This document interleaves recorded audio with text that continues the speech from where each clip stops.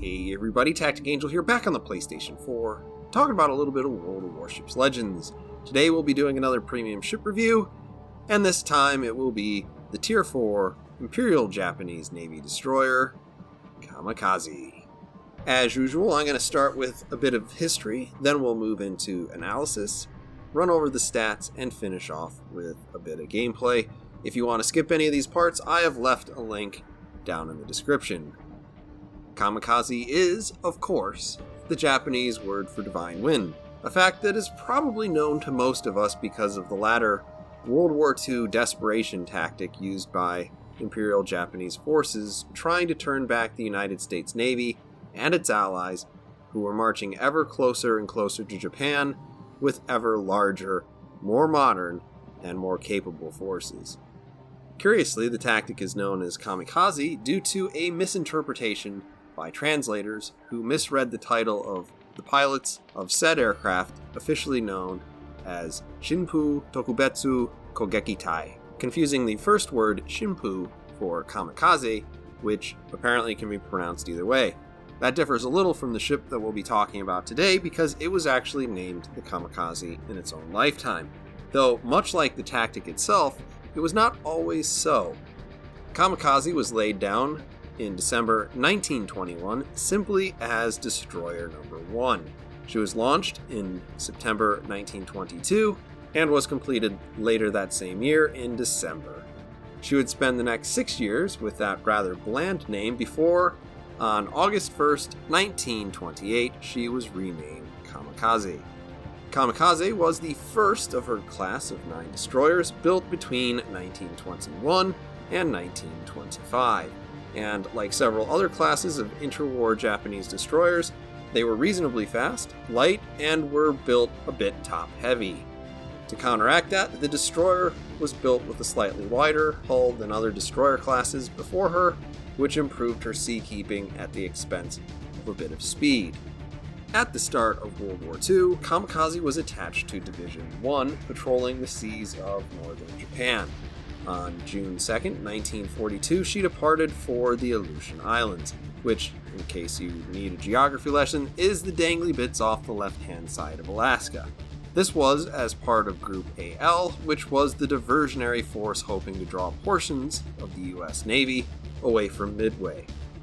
Before she departed, though, her rear gun turret and rear torpedo launcher were both replaced with additional AA guns and depth charges. So the version of the Kamikaze that you see in the game is presumably before its major involvement in World War II. After the Aleutian campaign, she returned to her patrol duties off the Soya and Tsugaru Straits, and escort duty to and from the Kuril Islands. She would end up in more direct action, though, eventually being assigned to the Combined Fleet in 1945. By this point, the Combined Fleet operated out of ports in the Japanese home islands. From this position, she provided escorts to and from the Philippines and performed various patrol duties, at various times damaging a Royal Navy destroyer and American submarine, though sinking neither. But it was when she was attached to the cruiser Ashigara that she started to live up to her name. Not so much by destroying her enemies, as a hurricane had done to the Mongolian fleet poised to invade Japan some 6 centuries earlier, the original Divine Wind, but very much saving some of the Japanese people by plucking them out of the ocean. A trio of submarines attacked the Ashigara, and the Kamikaze gave chase, forcing at least one of the submarines to submerge and then pushing its attack with depth charges. The Ashigara could not be saved, though. She took 5 torpedo hits from another one of the submarines and sank.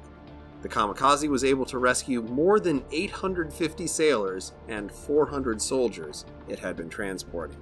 Considering the size of this ship, you have to imagine that it was standing room only. But even after that, later that same month, she rescued another 200 sailors from the sinking transport Togumaru, presumably after dropping off the first 1,200 people she saved.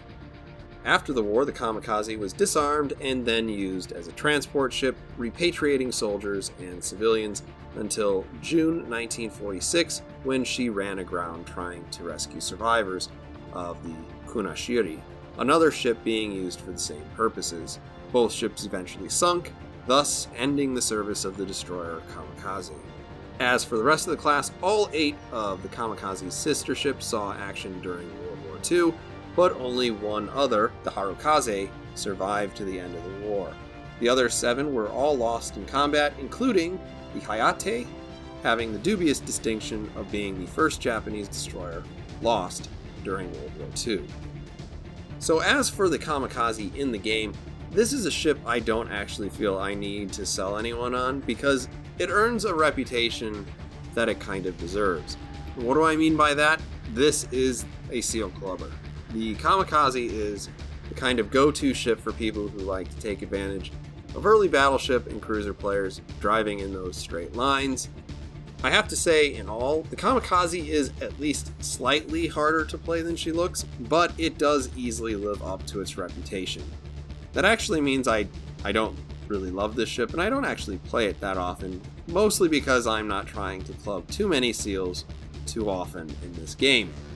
In any case, if you think that this would probably play kind of like a tier 4 Akatsuki, that's still probably the best description for it, because it is crazy stealthy. It has 3 torpedo launchers, but since the torpedo spread is only 2 torpedoes, it does make it quite a bit easier to dodge. The Kamikaze is not regularly sold in stores, and I acquired mine in the World of Warships Legends Firepower Deluxe Edition, which is the physical copy of the game. So there's only a couple of reasons that I can figure that you're buying the physical copy of the game, and that is because you want the code inside the box, maybe because you like to collect physical copies of games you can download for free. I have met those people. Or your house is exactly one coaster short of perfection. In any case, I highly recommend that you do not buy a used copy of the Firepower Deluxe Edition, because you're probably looking for that code, which can only be used once. As for the remainder of the Firepower Deluxe Edition, that is a subject of maybe another video, and I was thinking about reviewing it, which is why I bought it, but I haven't gotten around to it. It's like 2 months later. I don't know what to tell you. So let's talk about stats. As we run down all the stats, I'm going to be comparing this ship to the Tier 4 Tech Tree Destroyer, Mitsuki. Since Raizo Tanaka is probably the obvious choice for this ship and most of the other Japanese destroyers, all of the stats that I am comparing are modified by him and with the same camouflage factors and flags. We'll start where we usually do, and that is survivability. In terms of survivability, you're starting out, in my configuration, with 10,540 hit points. You have between 6 and 18 millimeters of armor. This is actually very comparable to what you'd expect in a Japanese destroyer, and neither of these values are far enough off of Mitsuki to really warrant talking about them. The major point you want to see here is that you don't have a lot of hit points, and you have even less armor, so try not to get shot. When we move into artillery, you are looking at 4x1 120mm cannons. They shoot out to 9.5 kilometers with an 11-second reload.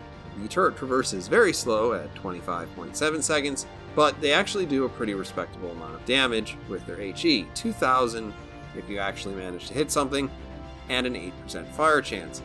The way this compares against the Mitsuki is, obviously you have twice as many guns, which has always been a problem with the Mitsuki. They reload half as fast, so really you're kind of in the same ballpark now, and the turret traverse is about 50% slower. But that said, the Kamikaze does, for no apparent reason that I can figure, an extra 300 damage per shell with 1% additional fire chance. I actually find the guns on this ship to be pretty decent, with the exception of just how long it takes to reload them. 11 seconds is cruiser types of reload. So, good if you need to finish somebody off. Not good if you need to hit them with more than one volley. In terms of torpedoes, this is why you're buying this boat. Let's be honest, you have 3 launchers with 2 torpedoes each. They are 533mm torpedoes that reload every 39.5 seconds according to this. With a 1.4 kilometer detectability range, they are actually pretty stealthy for Japanese torpedoes, and they have 7 kilometer range, which is good enough to give you some stealth firing potential, but it is shorter range than a lot of other torpedoes. The 72 knots on the torpedo speed, though, is actually superb for a tier 4 ship. When you compare this to the Mitsuki, you have the same number of torpedoes, and they do pretty much the same amount of damage, even though the Mitsuki's torpedoes are significantly bigger. The Mitsuki reloads its torpedoes significantly slower, right around 22 seconds slower with my configuration, and the torpedo speed is 5 knots slower. The trade-off here is that you get an extra kilometer on the Mitsuki's torpedoes, so it is a bit easier to stealth launch with the Mitsuki than it is with the Kamikaze. For AA, the Kamikaze is just about as effective as if you gave your executive officer a bottle of sake and a 9mm pistol and told him, have fun. That is to say, it's quite a bit worse than the Mitsuki, but there are no aircraft carriers in the game right now, so don't worry about it too much. You're just never going to shoot down a spotter plane that's over top your ship without some help. When we look at maneuverability, both of these ships are actually fairly similar. The Mitsuki actually does win out here because with my configuration, all of these numbers are the same except for the rudder shift, which the Mitsuki beats it out at 2.1 second versus the 2.9 seconds that you can see for the Kamikaze here. Other than that, they both have very respectable speed, decent turning circles, and both of the rudder shifts are good. When we look at concealment, each of these easily earns 100. They have actually exactly the same rating with exactly the same sort of setup. 4.7 kilometer sea detectability range, 2.6 from the air, and the standard 2 kilometers in smoke, and actually the same while firing in smoke. Alright, let's actually get into some gameplay. We're going to be on straight. If you notice where the spawns are and where the caps are, this is an old game. Actually, I recorded this about 2 months ago when I was thinking about talking about the Firepower Deluxe Edition for the first time. I kind of feel like the moment's passed, but I'm still not opposed to it, so I don't know. If you guys really care, I will be happy to share my thoughts on the whole thing. In any case, I have this. I'm in a group with JC. The natural way that this used to play out is that there's a strong side and a weak side. We're starting on the weak side. The weak side is the side that could cap the enemy base. Now, unfortunately, the way that this used to play was that everybody will always go try to capture the enemy base if they're on your team. But if they're on the enemy team, they will try to defend the base. So you will always lose.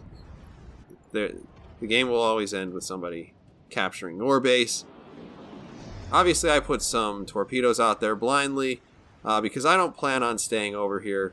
I got real close to actually getting lucky there, but alas, it works sometimes, and as you see, by the time that I'm going to be able to engage somebody again, I already have my torpedoes back thanks to that ridiculously quick reload.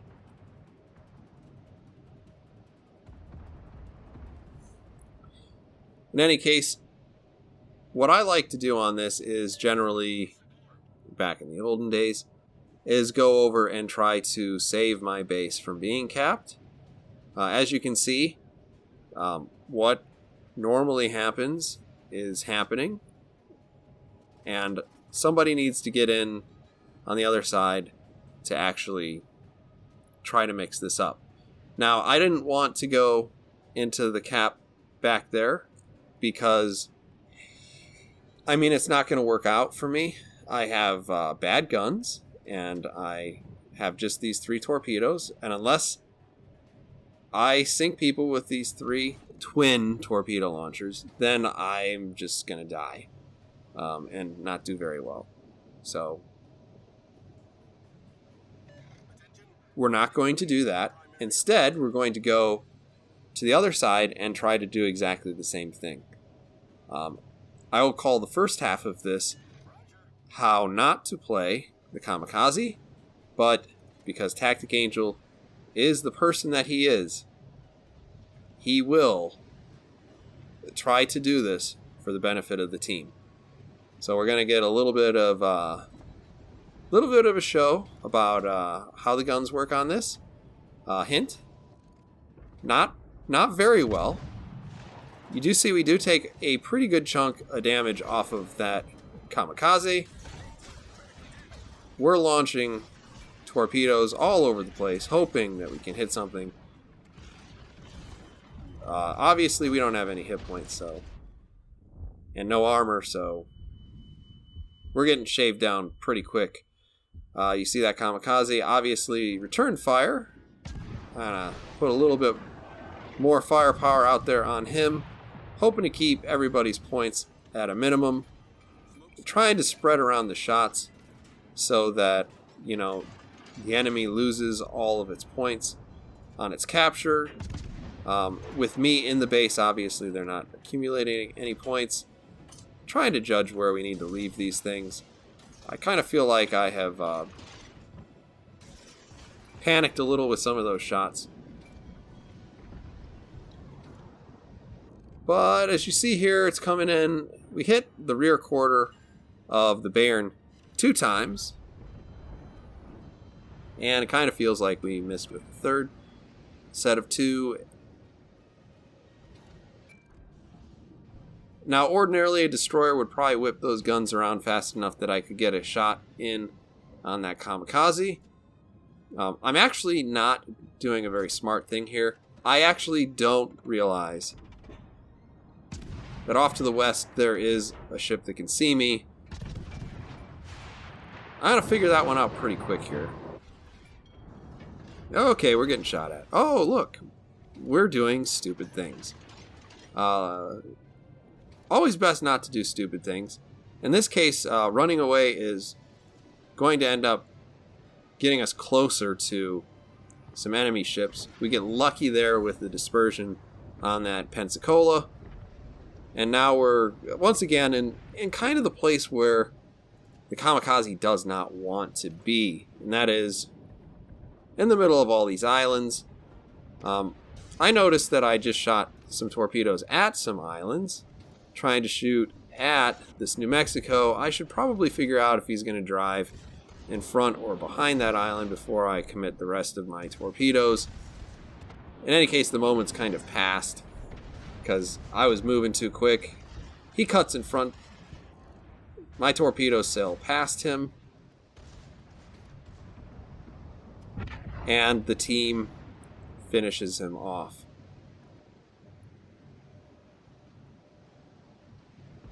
Now what we're going to do is try to do what the Kamikaze is actually good at, and that is riding out to meet the enemy in open water.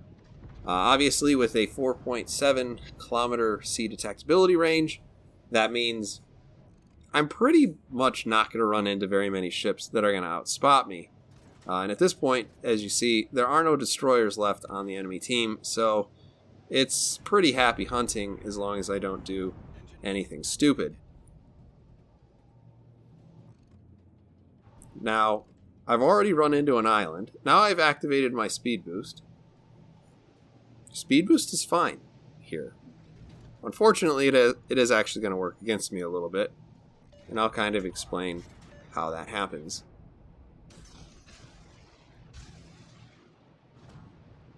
So, as we're kind of moving in, we put a preliminary set of torpedoes out there. That's at extreme range. I'm kind of expecting the enemy ships to sail into those to a certain degree. And as we follow those with the shell follow cam, preset 2, Tactic Angel preset. Nobody uses this. We managed to miss.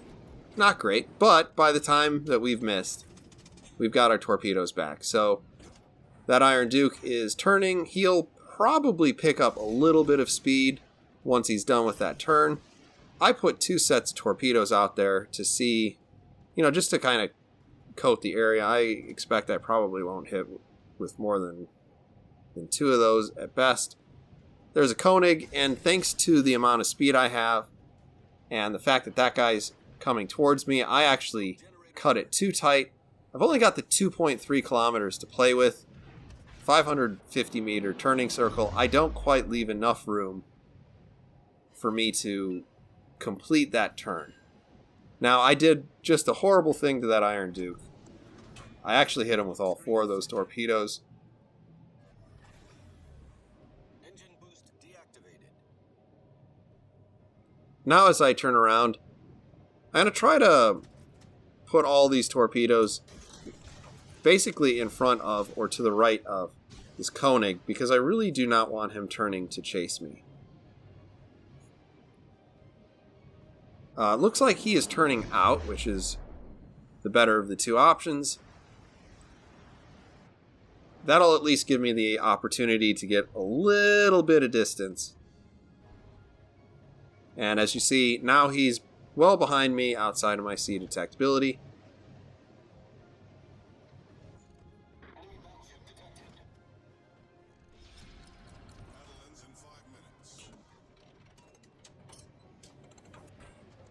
We just need to start looking around and see what we're going to do next. Obviously, we're not going to do anything with that Iron Duke.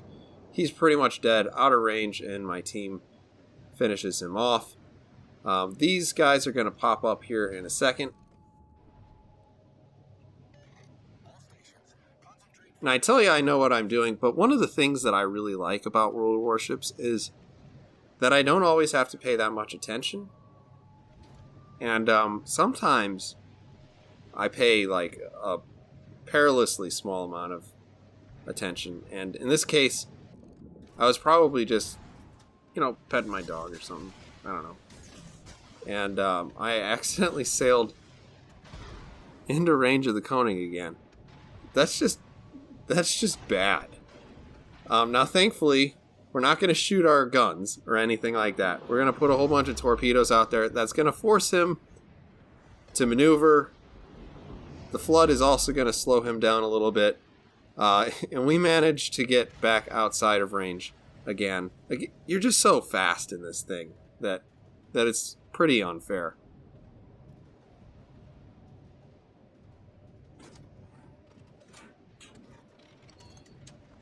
And as you see, we already have everything loaded again. I put 1 set on the line, 1 in front, 1 behind. Pretty standard stuff to do with an Akatsuki. You're going to be using the same skills here, and that creates a real nice spread of torpedoes. He is not doing enough active dodging here. 2 more torpedoes. He's dead. Now that just leaves the one final battleship in the game. Obviously, he doesn't really have a whole lot of chance here, so once again, we're just kind of doing the same pattern. 1 in front, 1 behind, 1 right on the line. So now I just wait and see if we did a good job. If he actively dodges, these are not too hard to get around. If he doesn't, or if he doesn't moderate his speed, he'll eat several of them. Looks like he actually picked up a bit of speed since I fired. So we only get the 1 hit. We get a high caliber. That's fine. So overall, Kamikaze, if this is the kind of gameplay you like, then you probably already know that you want this ship. I feel like this is a very mean and dirty ship to play, particularly against people who are relatively new. So usually when I'm playing those weekly missions, I usually try to use something a little bit more fair. In any case, we walk away with just a ridiculous amount of damage. 125,549. Obviously, there we are on the top of the charts. No real surprise there. I think this is actually a game before there was the final credit. No, there is a final credit screen. So anyway, there's the final credit screen. I don't know. Hope you guys enjoyed the video. I'll see you on the next one.